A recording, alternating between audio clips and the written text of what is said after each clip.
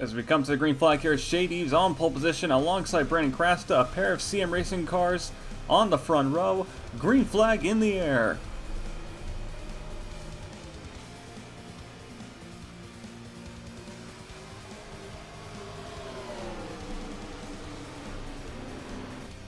Hardees clears Brandon Krasta through the lower banked turns 1 and 2 here at Texas Motor Speedway. Galen Downey from third place immediately looks to clear Krasta for second place. He does. So Hardees, your pole sitter, he is going to lead the first lap here. Downey slots in behind it. Krasta falls to third place. Krasta peeking underneath Galen Downey, trying to retake second place there. As Malik Nevins in the 11 car, who had a fantastic qualifying effort this weekend, currently running in fourth place here, trying to follow up the team's best finish of 6th place last week at Hawaii here. And Nevins now looking for third place against Krasta, as Krasta was not able to get next to Downey. Another surprise behind Cody Goforth in the 64 behind in 5th place, trying to also make the pass. So Krasta, you're having a little bit of an issue getting the car up to speed here, as he's going to fall from 2nd place potentially all the way to 5th place, although he fights back on the outside against Goforth and Nevins. That 8 car may be a long run car here, so he may just be taking it easy. Nevins, Krasta getting tight together as Nevins dives underneath the 12 of Galen Downey for 2nd place here. Krasta got a really good run off at turn 2. Nevins had to make the move to defend the position here, and he's going to get one here as Downey backs off. Did not want to fight the 11 too hard for the spot, but he may have backed off a little bit too hard. Is now Corey Williams, who has now got his whip to 5th place, maybe looking for the position. But Malik Nevins in the 11 up to 2nd place here for Joseph Sirigley Racing, and he's now trying to mount a charge towards Hardees, who has not been able to pull away despite the battling behind him.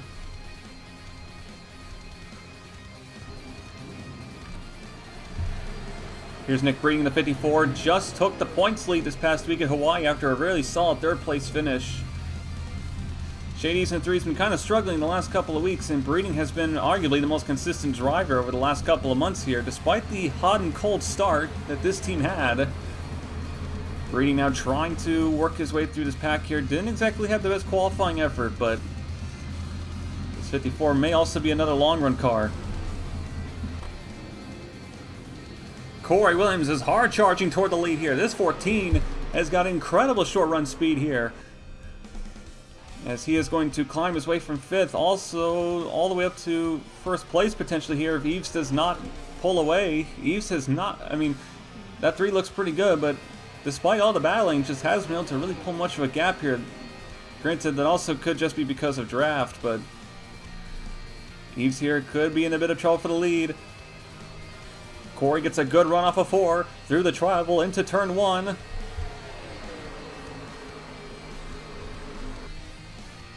Corey on the bottom lane. Can he power past the 3? Eves fights back on the outside line. The outside in turns 1 and 2 is a very good defensive lane, but the issue is that it is not a good lane in 3 and 4. So Corey Williams there, he's going to get the lead. He's going to bring Krasta with him, so Krasta, despite the rough start, has got his way back up to 2nd place. 1 lap later, Krasta makes a move on the 14 for the lead. So Krasta there, he looks like as soon as he got those tires warmed back up, or warmed up to begin with, the 8 car seems to be a lot spiffier than what it appeared to be at the start, and he is going to maybe get the lead from Corey here. Corey fighting on the outside line, and Corey does have to back off of 4. Krasta does take the lead here at Texas Motor Speedway. Here, 3 different leaders in the first 15 laps. Galen Downey had a really good start, but that 12 has kind of started to fall off a little bit after those opening laps. He has fallen all the way down to 9th place here, as he currently battles with Ryan Butcher for 8th. As Hart right in front of them makes some very mild contact with Tyler Black. No harm, no foul, though I imagine Black's probably not too thrilled with that move, but Downey here maybe does not have the best long-run car.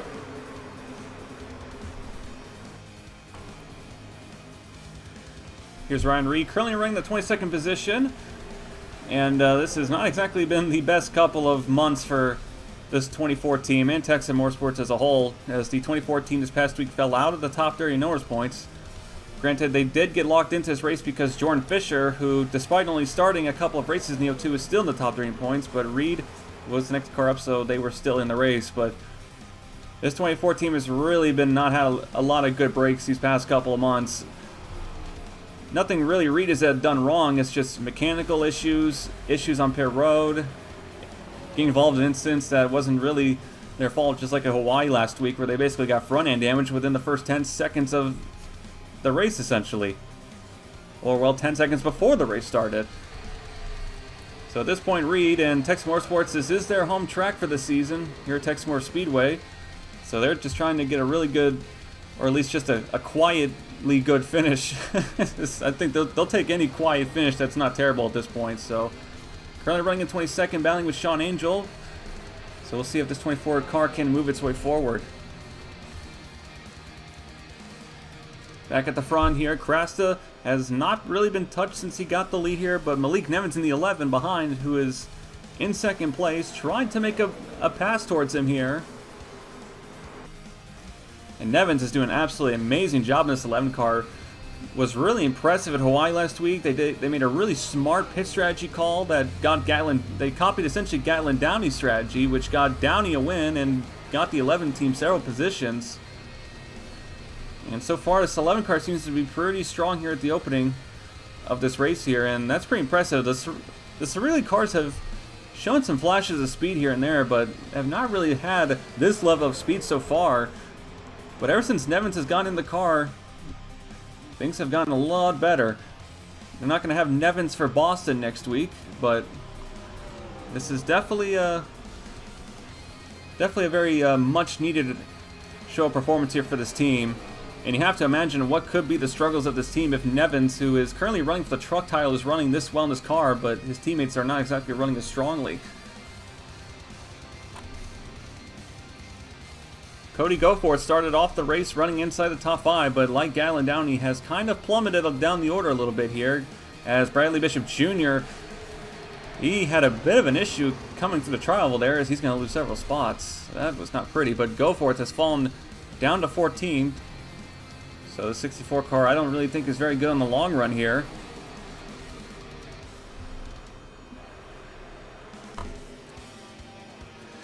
Pit stops are beginning here. Luke Martin, running just inside the top 10, has been summoned to pit lane here as we kick off the pit cycle here. Martin comes in. Sheer behind us. Whoa, Ryan Reed from turn 4 turns all the way down into pit lane. What on earth was that? Reed just came flying through the grass and into pit lane. And that's probably going to be a penalty. I can't imagine that's going to fly. I mean, he missed the commitment cone by at least maybe 100 feet. And yeah, they're giving him a stop and a 30-second penalty on pit road. That is rough.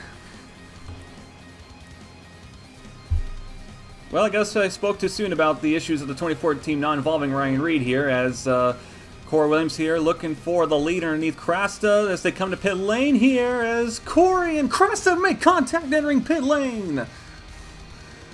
Oh boy, Krasta. I think he may have realized Corey was coming in, decided to copy him, and that was a very dangerous pit road entry for both of them. Oh boy. First pit stop of the day, and it's already pretty wild here on pit lane. Malik Nevins had decided to stay out an extra lap compared to everyone else here, and as did Breeding, Black, and a couple of others here. So varying pit strategies here. This is a two-stop race, and everyone who pitted the earliest is going to be comfortable on gas. So we shall see where this pit cycle shakes out here. Here comes Nevins off pit lane, and there go the leaders here. Luke Martin up to second place here. Well, the immediate second place here. That 22 pitted earlier than everyone else. Martin was running in, I believe, the 9th place position here, and he's gained 7 spots doing this, and now he's trying to get the lead from Crasta. So a very nice call for the 22 team here, pending the tire wear doesn't hit them too hard. Tire fall off is roughly 2 to 2.5 seconds. So Martin definitely made up a lot of time there by pitting early. Problems for Jack Halleck on pit road are being told as Julio Caesar got into the back of him and caused Halleck to miss his stall. And I think they're going to have to... They've moved Halleck back, but I think something may be wrong with the 74 as well. I'm not sure if that contact with Caesar did something, but that's a rough one for Jack Halleck. This team did not need something like this after what's been going on the last couple of months. Well, Ryan Reed was given a penalty for missing his box there, and we'll take a look at that again. Well, we'll take a look at that in a moment here, but Reed has not lost a lap. Granted, the leaders are just a bit behind him, so Reed's going to have to pick up the pace here and try and get some positions here to not fall a lap down.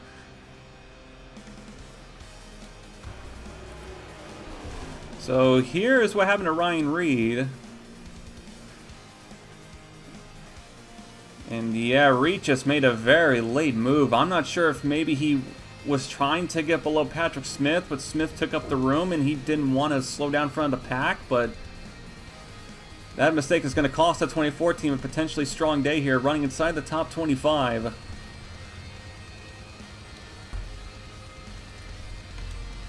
Brandon Crasta is still your leader in the 8 car here. Corey Williams up to 2nd place here. He has gone past Luke Martin.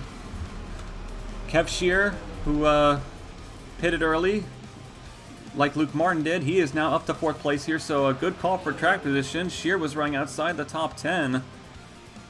And now they're inside the top 5 here. Ryan Butcher, Bobo Jones now up here in the mix. Nick Breeding making some slight... Well, I'm not sure there was contact there, but Breeding does fly by Malik Nevins, who was one of the last cars to pit here.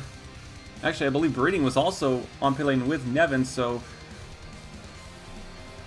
these two should be equal on pace here, we believe. Shade Eves also up here inside the top 10. And Diego Yepes currently in 10th place here. Quiet day for Diego Yepes, so he is trying to catch up to Breeding in the points lead here, and, well, Breeding's just up the road, so we'll see if Yepes can get up to Breeding. How about this?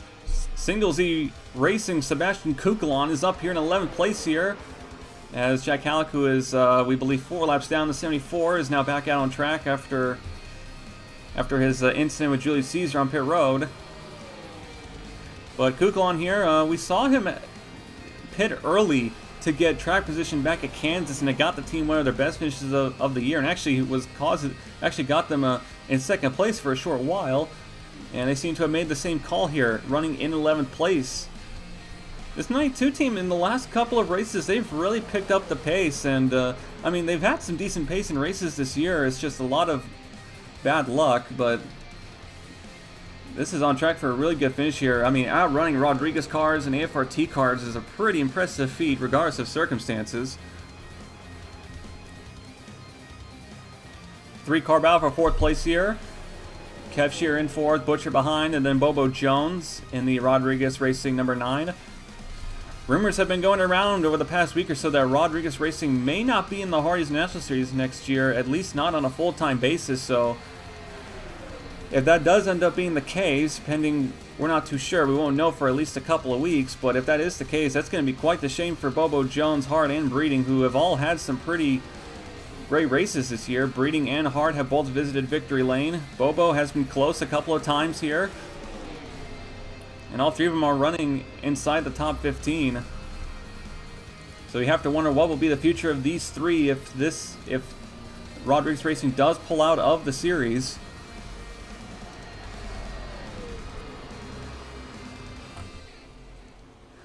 Battle for lead here is lap traffic is now in the mix here, as Anderson Reed, who has now just been put a lap down here, they are now also catching Lars Van Schaik in the 33, coming off the team's best finish of the season at a 25th at Hawaii. They're now in danger of going a lap down here.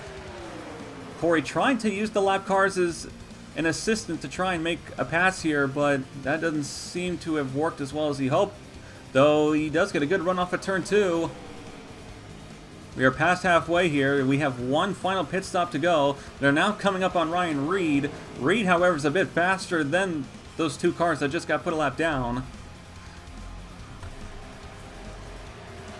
Tim Fiegel, who had to use a Provo to get into the race this weekend, currently running inside the top 25 here, trying to get a spot from Huck Davis, although he's going to get Julius Caesar, who aborts out of the battle here. Surprised that's even allowed, but Fiegel now up to 24th here. Bit for a rough starting position, but starting to pick up the pace a little bit.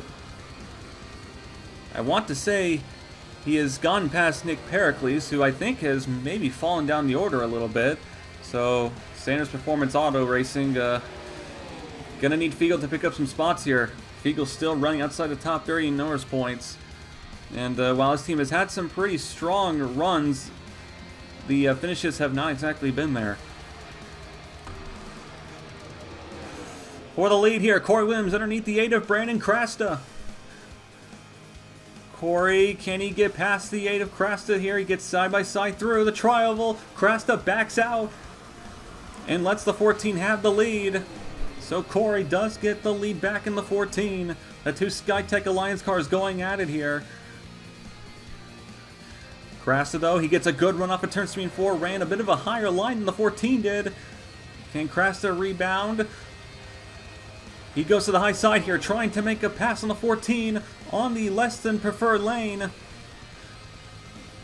And that's not going to work there. Crasta tried, but Corey Williams in the 14. This is a very strong car. And it's going to have to take a little bit more than that to get past him. As they now come up on Ryan Reed, who is probably not going to be in a good mood here. Or he's going to stay on the lead lap here. Caution is out on the racetrack here for what we believe is debris. Huh.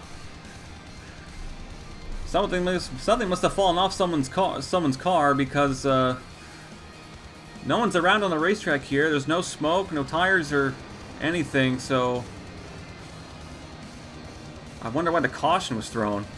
That's going to put the field back together, though, and that was definitely not what I think Corey or Crasta wanted.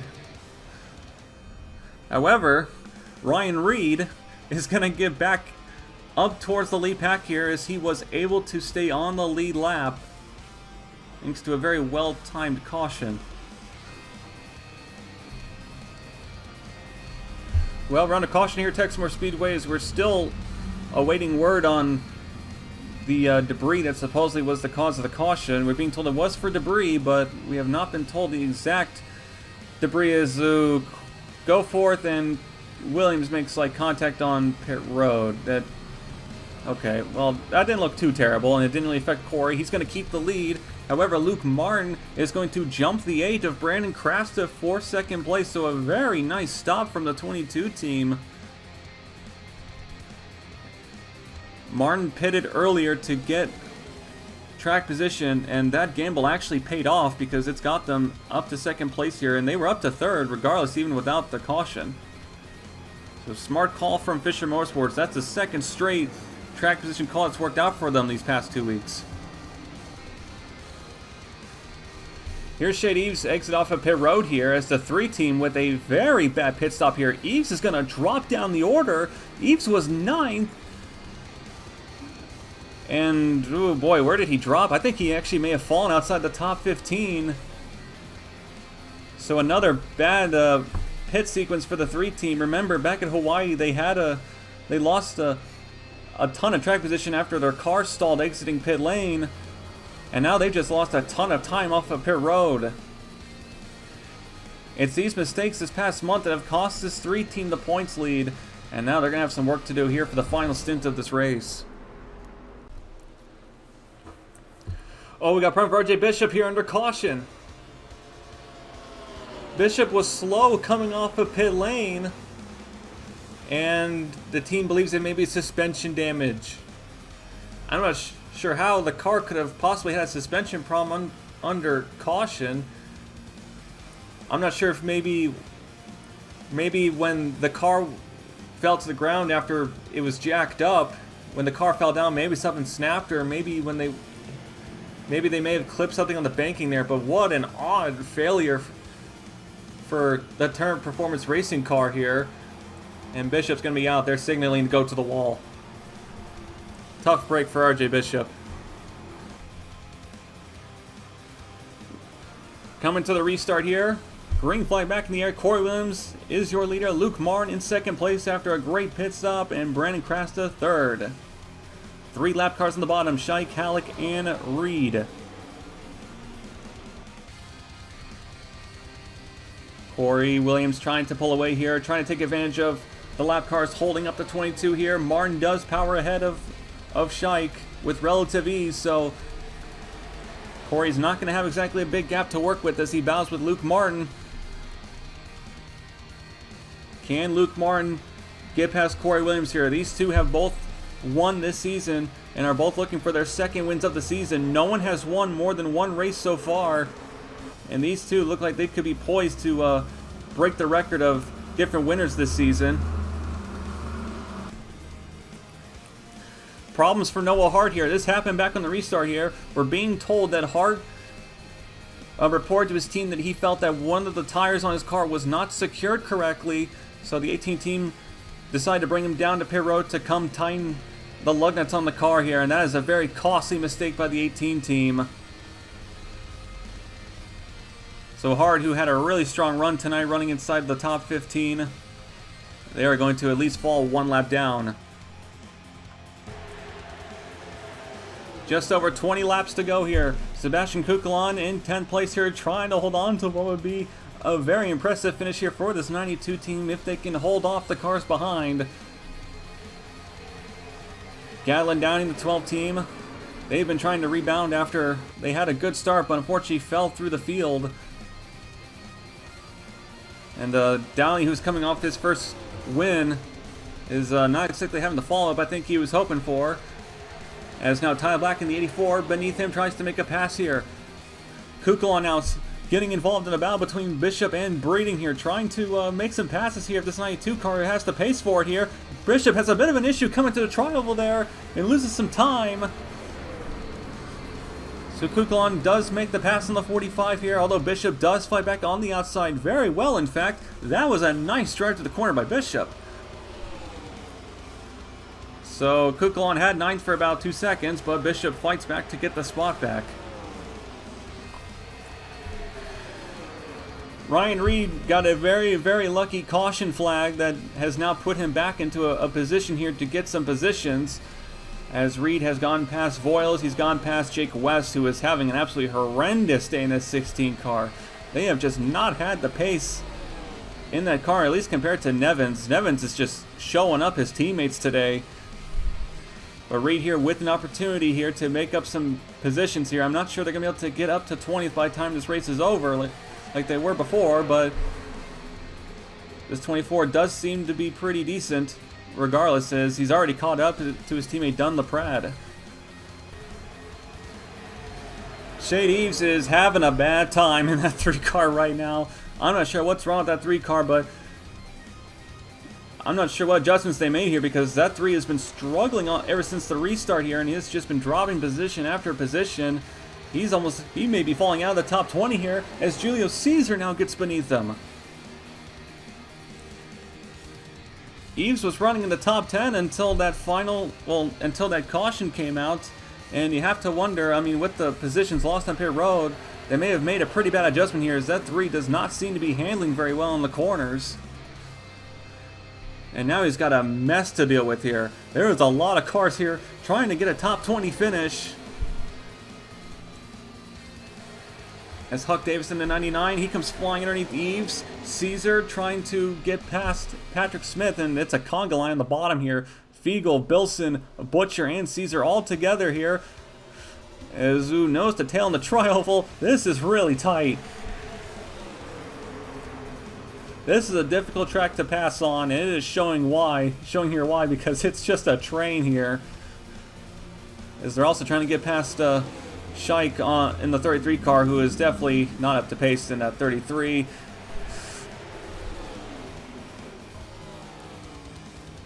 Just under 15 to go here. Corey Williams is still your leader. Luke Martin has been shadowing him. And he is trying to see if he can find a way up to that 14. But that 14 has just been so strong. And I'm not sure if Martin's going to have much for him here. I mean, he's keeping up with them and drafting up to him. But passing him is going to be a way different story here. And look who's up to third place. Bobo Jones in the 9. Where did he come from? This 9 car has all of a sudden picked up the pace here. He's gone past Nevins and Krasta, who have both been in the top 5 all day long. They must have made a really good adjustment on pit road there, because that 9 looks way stronger than it did before. And he may have a shot here at Luke Martin here for second place. Maybe Williams too, if he can make a pass.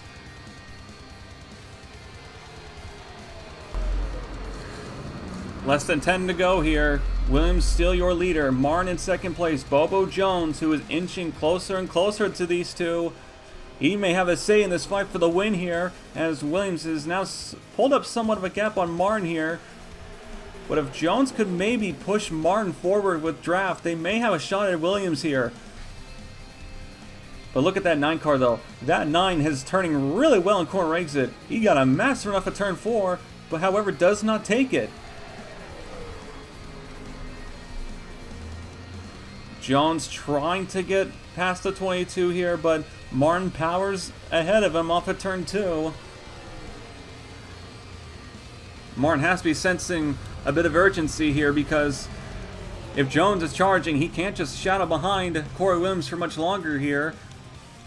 And with how difficult it is to pass, you cannot wait to make a move on somebody. If you got someone available to make a move on, you got to take it.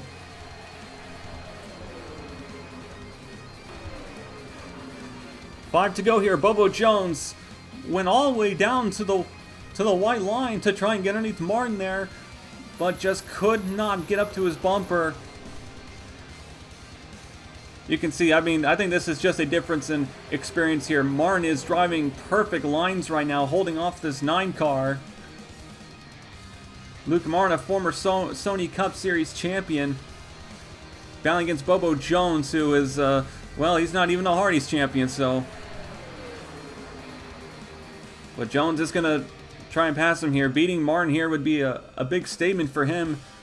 And Corey Williams in this 14, he's now starting to pull away from the 22. I think Martin just does not have the car to beat that 14. So he's just got to run some very nice, clean, consistent laps here as we come to the end of this race. Jones gets a nice run off of turn 4 again here. Will he take the move on the 22? No, he backs out.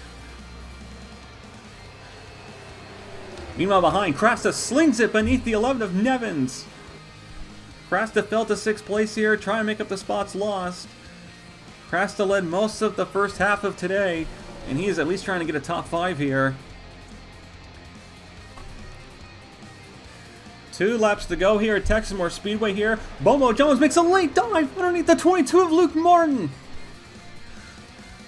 Whoa, Jones at the very last moment throws it against Martin there, and he is trying to make the pass for second place here. But here comes Krasta in the 8 with a run. This is all Corey Williams wants to see in the 14 car. Coming up for turn number 4 to take the white flag. They are having a massive battle for second place behind. Bobo Jones has cleared Martin for second place, who has now lost a couple of spots there. Jones and Krasta going at it for second place here. That 8 car looks really good right now, and he's going to try and make a pass on the 9 of Bobo Jones. But coming through turn 3 and 4, the streak of different winners is going to come to an end. Corey Williams off of turn number 4 for Curtis Racing is going to score another win in the Hardees National Series here at Texas Motor Speedway.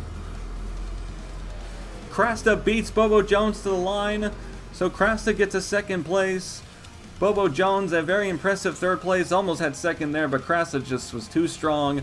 Kev Shear, a much needed top 5 finish there. 4th place, Malik Nevins finishes 6th, Martin finishes 5th, so great runs for Joseph Srigley Racing and Malik Nevins there. Luke Martin unfortunately falls from 2nd to 5th, I mean, in the final 2 laps.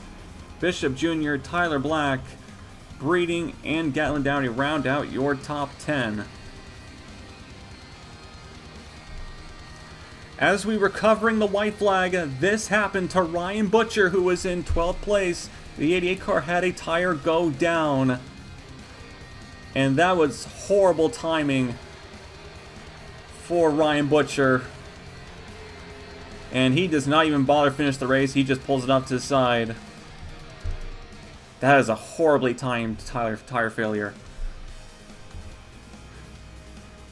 And to make things worse for Shade Binyako Racing, also as they were coming to the white flag, Butcher blew a tire, James Ellison ran out of gas, which I was completely surprised by. As Ellison, well, we were pretty sure everyone was going to be able to make it on gas the rest of the way, but Ellison just did not have enough. What a big mistake by the fuel man. James Ellison was not the only person who ran out of gas. Ryan Reed in the 24. Oh my goodness me. JD Martin and TJ Smith behind. They also somehow ran out of gas. I am shocked at the amount of people who did not have enough gas to make it the rest of the way. But Ryan Reed, this 2014, what is going on?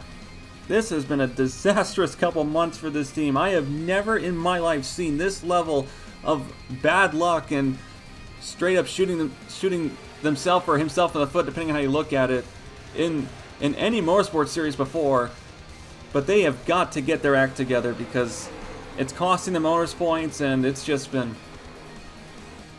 Man, we could go on forever, but this has just been a very tough weekend for a lot of teams that did not need a weekend like this.